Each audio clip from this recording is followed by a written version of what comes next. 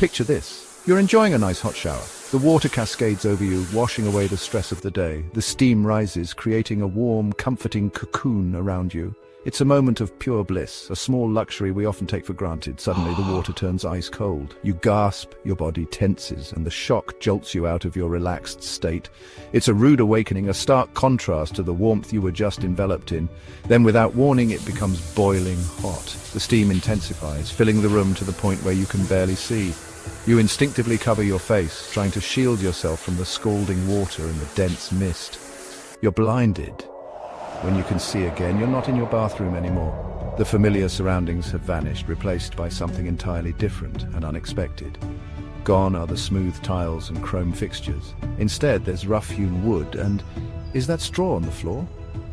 The air is cooler and the scent is earthy, a far cry from the clean, sterile environment you just left.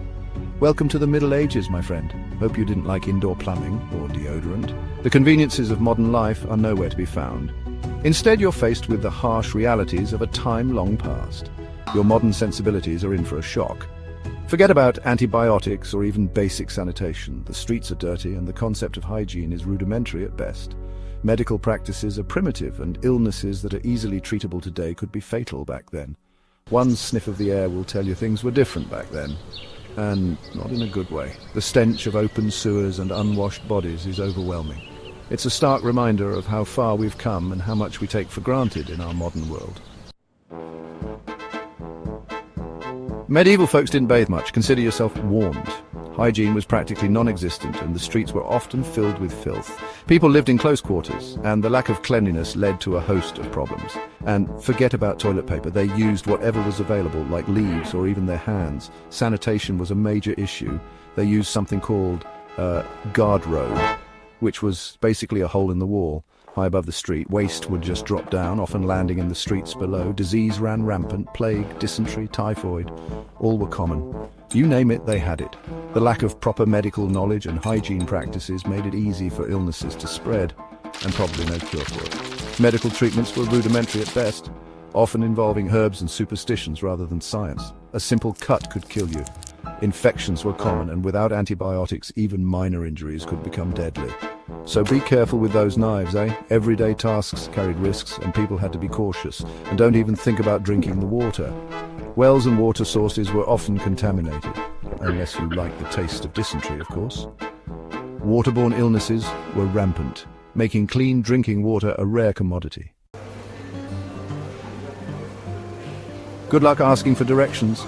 Unless you're fluent in medieval French, Latin, or whatever local dialect they spoke, you're in trouble. Pointing and grunting might get you a meal.